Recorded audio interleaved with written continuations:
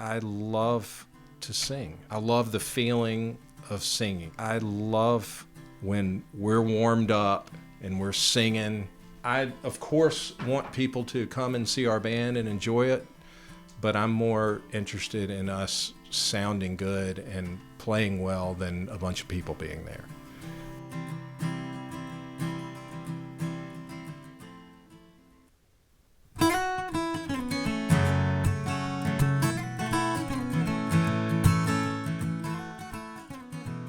Welcome to Curious Goldfish, a podcast community where music and curiosity come together through interesting conversations with the music makers of our world. I'm your host, Jason English. You can find Curious Goldfish in all the major podcast and social media platforms, and of course, we have all of our content on our website, curiousgoldfish.com.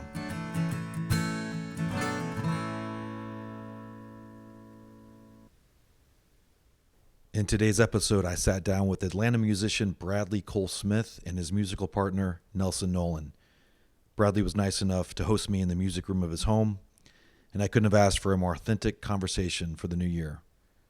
Bradley and Nelson are just really good guys who love making music and love making music together. We touched on a variety of topics, and they played a couple of tunes, including a brand new one. Bradley tells me he intends to get more music out this year. So that's going to be great. Here's Bradley Cole Smith and Nelson Nolan. Let's dive in. Thanks for joining. Thanks for doing this. I really appreciate your time. So it's the start of the year. Do you guys have any resolutions? You already cleaned your house. Yeah, we cleaned our house. We threw away about a third of everything we owned in the last week. One of my musical resolution is to get more music out there. Yeah. It's been a while. I've been working on some songs, and it's been really slow. And we're just about to finish a new tune that we'll play in a little bit called Atlanta. And my goal is to really push that forward and release some music this year. Was the Hilltop EP, was that kind of the last thing you've... That was the last, that was the last thing we released, and that was about 5 years ago. Yeah. And we released a couple of singles, Springtime Magnolias and Holding On, and that's been a while, over a year. And my goal was, we started about almost 3 years ago. We had the rhythm tracks for 6 songs, and I was like, we're going to release a song a month this year, and we've released 2. So that's the pace that I move at. So do you have a backlog of songs that you've written in the 5 years or so that you need to prioritize, or is it not? I'm not the most prolific guy. Yeah. I'm prolific with ideas, but not finishing them. And so, yes, we have a backlog of songs, but about a record's worth. Got it. I mean, we could make a record pretty easily. Not quickly, but we could do it. Not quickly, yes. But we did go in the studio recently, last month, and we pretty much knocked out a song in a couple of days, and we're just about done mixing it, and we hope to release it soon. Awesome. And you guys have been collaborating for 24 years now, right? Yes. Give or take? Yes. I think I met Nelson in about 1989 or so. Yeah. At Georgia, he was playing in a band and came over to play a party. Yeah. And he was dating a girl who was a friend of my brother's. And so my brother said, Mary Beth's boyfriend's coming. Oh, that's right. Yeah, I knew his brother Glenn before I knew Bradley, but I knew he played music. And then it was like whenever he had a band, and they moved back to Atlanta, and I was moving to Atlanta, and we kind of got together. I would go see the band, and I was playing different bands, and then anyway, the circumstances made it where we could play together, and it's been really awesome in so many different ways. Right. Yeah. And a lot of different projects. You stepped in, I think it was over in Alabama, right? One time when Double Wide's guitar player... Oh, actually, it was in Atlanta, I think. Was that in Atlanta? No, it was at City Stages. That's right. Yeah, City Stages. Yeah. And our guitar player couldn't make it, and so Nelson played, and and then he kept playing. He hasn't stopped. It turned out really well. Yeah, it was fun. It was a great festival that they had for about 10 years, right downtown in Birmingham. It was awesome. We had like a Saturday or a Sunday evening set, and Dwight Yoakam was playing like 2 people after us. Tell the story about, so we were there, and there was probably at least 800 people out there. Lawn chairs, food trucks, you see the smoke coming, and there's beer trucks and there are people out there and all this stuff. And Dwight Yoakam's van is out there, his bus, and it was a big stage and all this stuff. And so we were getting ready to start the set. And there was, like I was saying, 800 people there. I had played a gig the night before, and I noticed a bolt rolling around the floor, and I thought my buddy was an idiot and had let his guitar bolt fall off. So it's getting ready to start, and I look, and the thing wasn't there. The input was not there. And I'm like, well, I'm a freaking idiot, and I'm fired as hell. I won't even have one gig with this band. And I look over there, man, and there's Dwight Yoakam's guitar tech setting up 18 guitars. He goes, big old guy with tats and everything. He waves me over. I was like, oh. He locks the thing down there and gives it right back. It was like going in a pit lane. Oh, nice. Bradley's sitting there, so he was like, yeah. I mean, it was like, yes, it's all good meant to be, but I've never, it's been like, it was like going into a pit lane in Talladega. Yeah. The guy had it fixed in 10 seconds, and it just, because the thing had just fallen right out anyway. That was the story on that one. But yeah, anyway, I knew all the tunes, and it was just, and I knew the guys in the band, and it was just so fun. It's been a great, fun deal, collaboration. So is it more of a songwriting partnership, or is it kind of a musical partnership the last 2 decades? I typically write the songs. What Nelson is really great at is once the song, adding like a simple, great melody with a mandolin or guitar. He's really fantastic at doing that, and harmonies and all that. So I'll typically write the song and then bring it, and then we'll shape it, And Nelson does that with a lot of people around town. I would say, I mean, he plays with Michelle Malone and her Canyonland band, and played with her for her regular set on New Year's. Yeah, and Eddie plays with a lot of people. I think we play together mostly. I have referred to Nelson as my whoopee.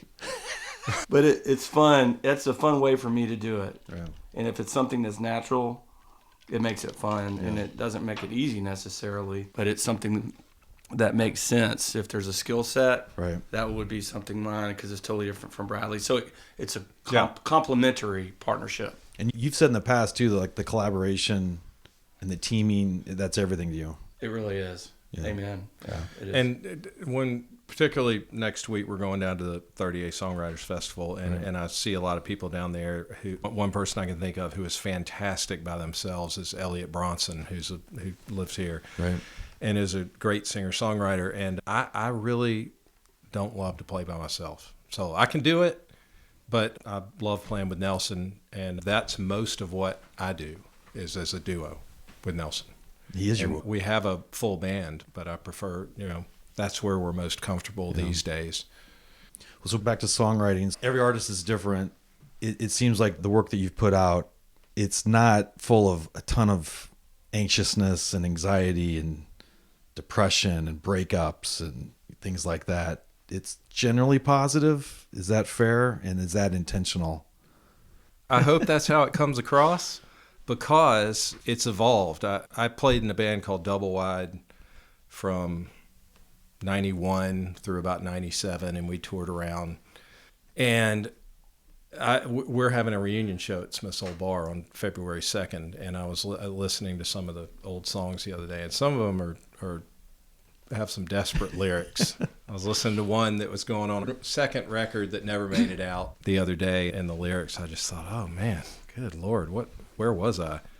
So I try to do that. I think peace and love is the best. Run toward the light, but if left to my own devices, I was at a New Year's party the other night, and I took my guitar over there and played some songs, and people were requesting songs, and then they said, what do you want to play? And I said, if left to my own devices, it's so depressing. Like, slow, I will kill this room if left to my own devices, unless I think about, Interesting. People want to hear more upbeat stuff, but I try these days to look on the positive side, and I want to write a good melody, and I want people to feel it, So one of your songs that's, I think, is pretty positive is Springtime Magnolias. Can I just say, I could be wrong. I think that's the only song I've ever heard that references the Masters. Yeah. Did you have to get special permission to include them in the lyrics? No, I didn't. But I don't think most of my songs are based on something that I'm going through or my life, but that is autobiographical. I mean, that song wrote itself. quickly. And I think some of the best ones are the ones that come out quickly. Is that about you and your brother? It's about my yes. Okay. It's about my brother and me climbing this tree that was out in front of my grandparents' house. And my grandfather, we'd go to church every Sunday with my family, and then we'd go over to my grandparents' house for lunch. And my grandfather would sit in his puke pink Naugahyde chair and watch sporting events, and it would be the Kentucky Derby or the Masters or whatever was on. A lot of times it was golf. Right. And so that just came out. But that was really about, we'd go climb that tree, and half the time we'd fall out and hit the ground bleeding. I've only been in Georgia, 2 or 3 years now. Springtime is different here in Georgia, right? Different from Colorado for sure, yeah. Yes. Just the lushness, beautiful green, the magnolias. Yeah. It's a whole thing. When I was in college, I went to University of Georgia, and I took a winter quarter off and went out to Alta, Utah, and worked at a ski resort out there and ski bombed around. And we went, but we lived in Salt Lake City, and we went and saw Driving Miss Daisy. And it's just set in the springtime not in even Atlanta. a mile from here. Yeah, and I loved being out in Utah, but I was crying during the movie because all the dogwoods were blooming. No, that's good. Is Georgia? Has that been inspirational for you in terms of songwriting, or more about your experiences? More experiences, I would say.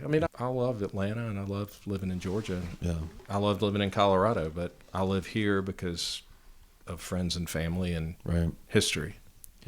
And you all started Double Wide out in Colorado. I guess, can you compare and contrast the music scene in the 90s in Colorado? Because I lived in Colorado for a bit, and it has Leftover Salmon, Nathaniel Rateliff, the Lumineers are based out there now. So it's got a pretty good core. But again, like Atlanta is kind of ridiculous because of the breadth and depth of the music industry here. What are your thoughts about that experience, 30 years ago versus the last couple decades here? Well, I think we moved out to Colorado after graduating because I had no idea what I wanted to do with my life. And so we moved out there. I moved out there with some friends, a guy named Stuart Marshall, who played in the band Stuart and Winfield. They still play occasionally. And a buddy of mine, Hugh White, and we met some people out there and started Double Wide, and we would play 5 nights a week in Aspen. And then we'd go to Telluride and Boulder and Vail and places like that. And we traveled around. But after a couple of years of that, it's so landlocked out there. It's hard, once you get out of the ski towns, you got to drive a ways to get anywhere. And so we moved back here pretty much for that reason, so we could tour around the Southeast. Could we talk about the transition from Double Wide to solo artist? What? Yeah, so this is what I was going to say earlier. We played in Double Wide, and we had some member changes. Some things work out. Getting along in a band is hard, and so we had some people who were in the band, left the band, or however. And then it just got to the point where I thought consciously I could easily be 40 years old and driving around in a van with these guys. Now I love them, but I had to think: is this at some point you have to think that is this what you want to do? And I love playing music. I don't love the travel that much. And so I kind of pulled out of it, and we stopped playing. Right. And I went and I got a temp job, and I worked for a bank for a couple of years, and it was awful. It was I've told my kids, I have 2 children who are in their teens, and I've told them, knowing what you don't want to do is just important as knowing what you do want to do. And that was a good lesson in what I didn't want to do. And so after being a banker for a while, I stopped doing that and went back to music and made the record Beggars and Bankers with a guy named Ren Vinson, who played drums on it and produced it and kept playing music. That's neat. What is it about the music that drew you back? Banking. What is music to you? What does it mean to you? It's a form of expression, and I love to sing. I love the feeling of singing. And I absolutely love when we're warmed up and we're singing. And I, of course, want people to come and see our band and enjoy it, but I'm more interested in us sounding good and playing well than a bunch of people being there. So what's fun for me is when I feel like we're like in it and playing well, and that's an accomplishment, I think. So one thing that's interesting, I saw you guys play last month at Trader Vic's in Atlanta, and I asked this question out of full respect for you and for all the other artists that are trying to like either make it or get their art out. But do you ever have a hard time when you're on stage at a venue like that where, there's a few dozen people and most of them are having their own conversation, Do you ever want to put your instrument down and be like, won't you listen to me? Or does it not matter? It's really, even, I think if the band sounds good, like we'll do the duo, or we'll do a 3-piece with a percussionist, or we'll do a 4-piece, or we'll do a whole band, or whatever have you. For me, and I think for Brad, if we're sounding good, you're going to draw some attention, or at least you'll draw applause, or maybe applause at the right moment in the middle of a song or after a song. But, we understand people need to talk and chatter and stuff like that. And sometimes it's a bug, but a lot of the times when you're on the stage and we're amplified, you don't really hear it so much. Now, something like the songwriters or like Eddie's Attic or acoustic show, sometimes it can get to be a bit much. But then again, a lot of places are big enough to where people that want to listen can be closer, and people that want to talk can go around the corner or to the bar or whatever. But sure, that's a thing. Well, I think I'd say it out of admiration because you have to be passionate. Like it has to be something deep inside your soul, to do that and not really worry about whether, there's 1 million people or there's 30,000 people or, you know what I'm saying? Yeah, so we know what we want to do. And if we're sounding good, that's all that matters to me. And especially because if it's original music that Bradley's written and brought me in, we have ideas and things change sometimes. And sometimes we're trying out different things. Or how about this? How's the performance? Would I come see this? If I was coming to see, whenever I go to see music, I'm not chattering. Right. I'm watching everything, and I like to get up as close as possible. That's for me, because even when I was growing up watching music, I wanted to be, even before I was learning how to play, I wanted to be in whatever band I was singing, and that's what drives me. Yeah. So our performance and what we sound, we'll give high fives even if we're the only people that knew that we were good. Yeah. Right? Yeah. I recall playing when we lived out in Aspen at a party and thinking, nobody's listening to us. We're not very good. I messed up. I'm not singing in key, that kind of stuff. And I got over that a long time ago. We sound good, and if we're having fun, that's what counts. And with regard to the Trader Vic's show, we've been looking for a place for a long time to play regularly, and they've been having us in there once a month. And I love that. That show reminds me of when we played in Aspen, where we'd bring a little PA in and set up in the corner of a crowded bar and just play whatever we want to play, whatever we're feeling that night. And sometimes it's all covers, and sometimes it's mostly originals and real deep cut stuff, and I love it. That's a fun gig. So back to the songwriting and sort of the positivity. So Holding On is a relatively new single that you released a year or two ago. Yep. Is that right? Tell us about that. Is it what's the inspiration for that? What was the context? Honestly, that the inspiration for that is having a Calgon moment, in your life. Sometimes, and particularly raising kids. I guess I wrote that when my kids were 8, 6, around that age, and that's hard. That can be hard. Those can be long days, and so you're holding on while everything's spinning around. Some days to get through life, you just gotta look on the bright side and get through it, because it's going to change. Right. I talk to myself about that a lot. When you're having you're having a bad day, and just wait till tomorrow. Just get through to tomorrow, because it's all going to be different.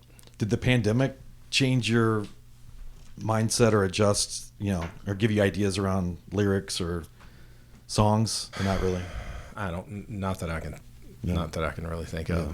Yeah. It was a slog, wasn't it? It's a blur. We went from like maybe 30 gigs a year regularly, all stuff we regular, just everything's going to happen, down to 4. Yeah. In a year, and couldn't see each other. It was a tough one. And then rescheduling and all that stuff. Then the next year, there was like 55, and I was like, shit, almost too much rescheduled and all that stuff. And now it's kind of like getting back to the normal, whether it's a private or different things. Or, we've been lucky enough to play some great venues and bigger shows and some destination shows and that kind of thing. So that's been really good, but it's evening out, because that was a rough one. Just have 4 gigs in a year for people like us. No, so I can't imagine. That's not easy. Yeah, I can't imagine. Yeah. And I guess if a lot of people put out records and did a lot of that, I didn't have that much output. It was a weird time, for sure. Really weird. Well, you all mentioned the venues, so I know, Nelson, you've got a history with your brother. Smith's Old Bar. 30 years this month. That's neat, yeah. I think 25th of January will be the 30 years of Smith's Old Bar. I ran into Nelson in Atlanta, was it 1993? Yeah. He was like, man, brother's opening a club. No way. You got to play. Yeah, we had to paint the thing and Oh my gosh. put a new curtain in there, put a bar. There wasn't a bar. It wasn't a back bar there in the main bar room. And man, my brother Dan was going through a bunch of pictures. I'll share them with you on a personal time. Old pictures, and man, it's amazing. Everybody looks really young, and when we were painting the bar and saying this is the lighting, making sure the curtain worked, because Dan wanted the curtain. And where else do you get a curtain call? It's at Smith's. Seriously, yeah. It's one of the coolest, unthought of points of how it's so cool. Most venues, people just kind of walk up and put their cigarette out and say, we're going to start now. If you want it, you get a full pro curtain call. It doesn't matter who you are at Smith's. And they've remodeled the whole place and everything. So, yeah, that one is near and dear to all of our hearts. Yeah. Did you all have any idea what it was going to become? No, Dan, my brother Dan was partners with the late Mike Reeves. We lost Mike in May of last year. And they've actually named the room the Mike Reeves Music Room. Hand painted over when you walk up the steps. That was really what he envisioned. He had the best engineers, made sure he got the best PA and the best lights, and everything's been upgraded because now you've got LED lighting and all the digital. I mean, it's amazing. He's kept up with the times. Right. Invested probably 5 or 6 PAs in there over 30 years. But yeah, I think it's close to what Dan was envisioning, and he's grown it out too. A lot of things go down on downstairs, and they have music down there and all kinds of things. And there's the Atlanta room downstairs. That used to be a flower shop. They just knocked the wall out. So there's 2 stages in there. And, they kind of got it down to a science where they'll get a new act in, and there's a lot of people you've heard of that might play the Atlanta room and have 10 people there. Then they sell that out with 70 people and kick them upstairs, and then they got 200 people. They kind of got the flow down. It's like a promotion. You sort of have to qualify to you get. Kind of get and they know who's good, and all the employees have notes right down to the bar backs. This band sucked. I loved them. I mean, it really goes back to read all that stuff, and then we've played there hundreds of times. Yeah, we've played there hundreds of times. That's so neat. And it's like home. And anything we've debuted songs there. I think you mentioned positivity. To want to do that, you got to be an optimist somewhere, right? Yeah. What are some of the other venues that you love playing around town? We used to play the Chameleon Club a lot back in the 90s. Yeah. Dark Horse. Yeah, Dark Horse downstairs was good. Eddie's Attic is awesome. Yeah, which kind of brings me to a topic of how we spent a lot of years banging it out in bars with a full band and playing rock and loud, and what has kind of brought me back and lit a little fire under me personally as far as songwriting is that we've started playing these songwriter festivals. Next week we're going to the 30A Songwriters Festival, which is great. We've been playing one in Opelika. It's a great one. And going into listening rooms as opposed to loud bars where you need a drummer and all that. That's really changed my perspective on writing, because people are there and they're listening to you and they're listening to your lyrics. And in addition to that, it's almost as important as what you're saying between the songs as what you're playing. Yeah, that's what people want to. If they're going to see a songwriter festival, they want to see what's the song about. And then a lot of times when we do it, they'll pair Bradley up, and it might not be somebody that we don't know. Somebody like Alice Peacock. She's from Cincinnati or Nashville or whomever. Completely different. We've been grouped with people that we know or people that went completely off the cuff, unrehearsed. But by the end of the thing, a lot of times we're singing together, singing harmonies, and there's interplay, improvisation, which is spur of the moment, which that's what, in my opinion, people will be like, That's why I'm paying whatever you're paying for a weekend pass. Because that's what they want to see. Because they like to get up close, obviously. Totally, yeah. Instead of, it's such a big arena thing, and the light show is great and all that. They want to see where the core of it is. And that's what I would want to see, you know. I mean, I went to the 38 Songwriters Festival for 4 years before I was ever involved in playing in it. Interesting. Yeah. I did. Yeah, we did too. We would go there. You know, man, that sure would be cool to play there. And then Dave Franklin, a good friend of mine, he got a call and goes, "Hey, Nelson, will you come play that thing at the beach with me?" I'm like, yeah, I'll be there. You know what I mean? And then Bradley got in, and we have other friends, and we've met new people down there.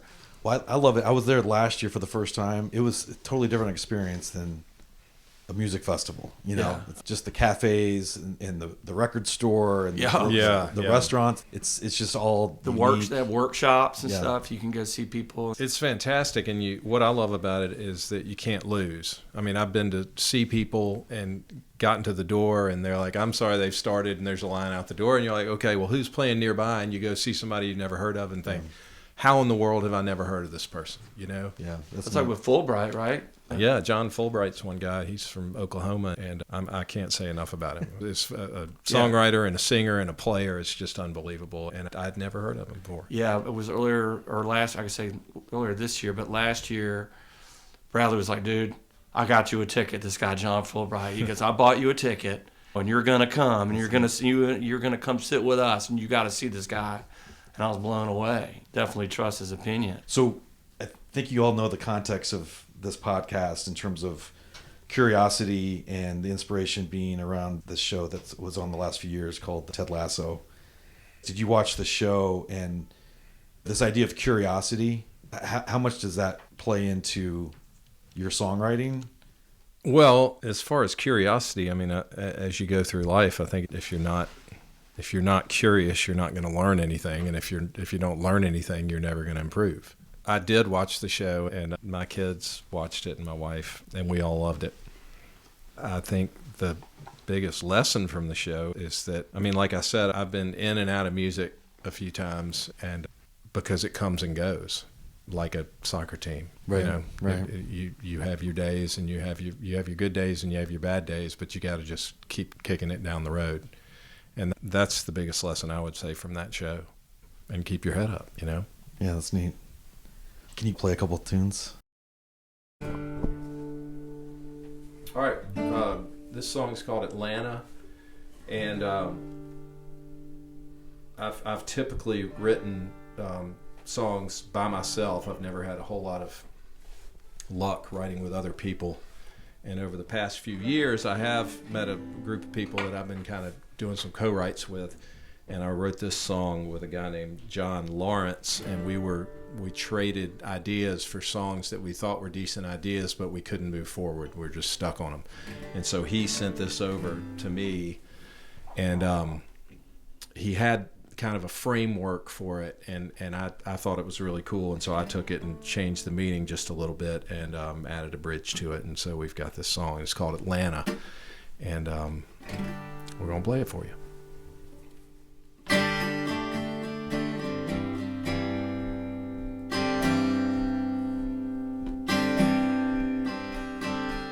Thinking about you, wish you were around. Can't pick you up, I'm in Atlanta now. Woke up one morning, I was southbound. I had to leave, I'm in Atlanta now. I hope you know you always made me proud, but everything ends, I'm in Atlanta.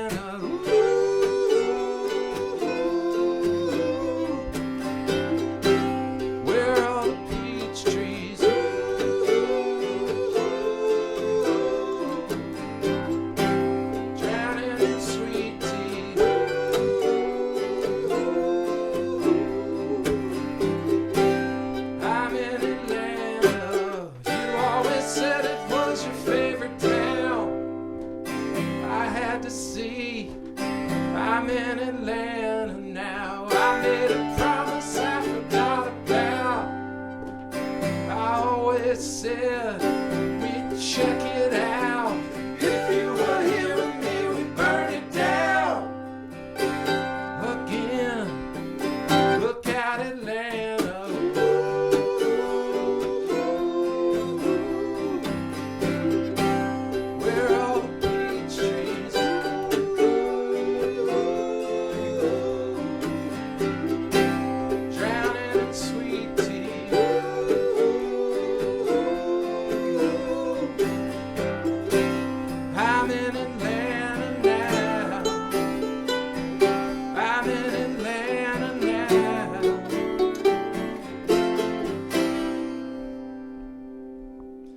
miss you, brother, know you're smiling down.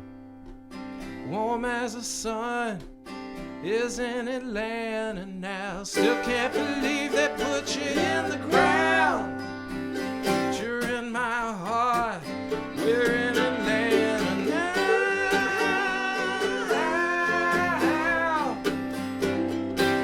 We're cruising Peachtree,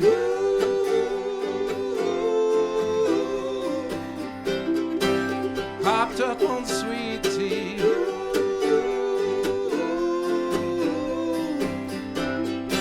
Searching for peace.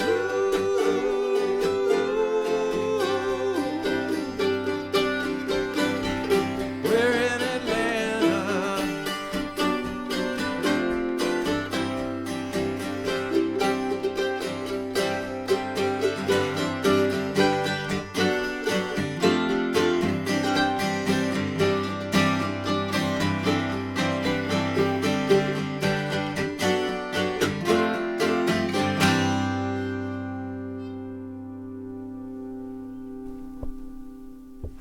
All right, we're going to play a song called Biloxi.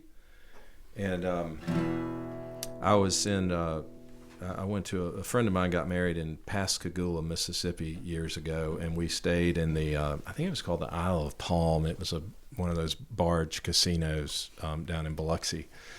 And so we'd been getting after it for a few days with the wedding party, and I think it was Saturday after the wedding. We went back, and it was probably 4:30 a.m. on Sunday morning, and I went to the restroom in this casino, and this guy came up beside me and started telling me his life story, and he had just lost it. He said he'd lost his last dime at the craps table or something, and he said, I just don't know what I'm going to do. I don't have any money for food or anything, and so I wrote this song about him, and I was kind of at a crossroads in my life at the time, and I just started thinking about that guy a few weeks later. And this song, we were talking earlier about, I think sometimes the best songs come out quickly, and I probably wrote this in, I don't know, 20 minutes or so, and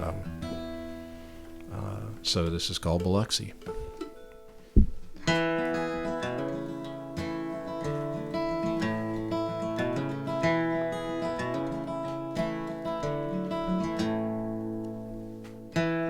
Dealer scoops all my winnings up.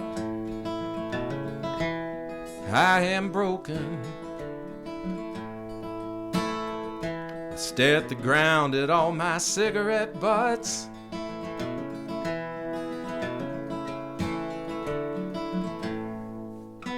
It's a pretty good run, I tell myself.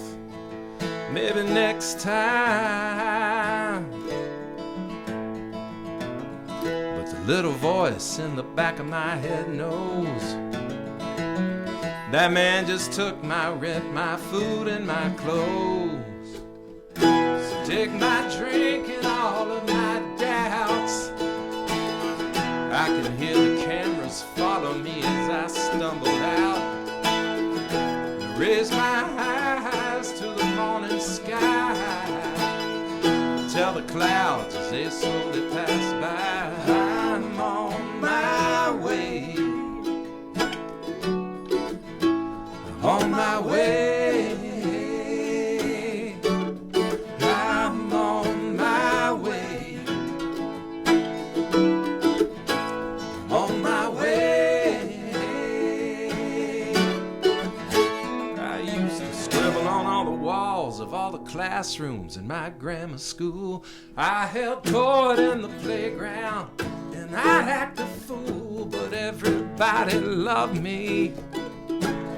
Everybody knew I was going places. I bet they never did think I'd end up in this parking lot, spreading my arms to the morning sky, telling the clouds as they slowly pass by. I'm on my way. On my way. I'm on my way. I'm on my way.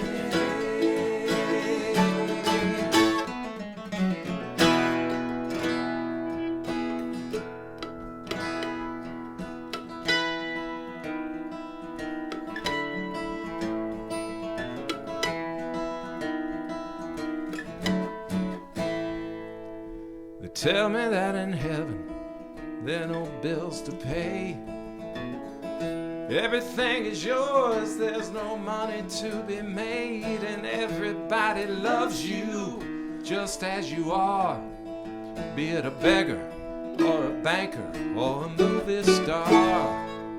So I save all my effort, I will do as I please. I think I'll hit the strip and beg from my knees, and I'll be back tomorrow. Just you wait and see, and I will scream at the skies above below. See, I'm on my way. I'm on my way. I'm on my way. I'm on my way.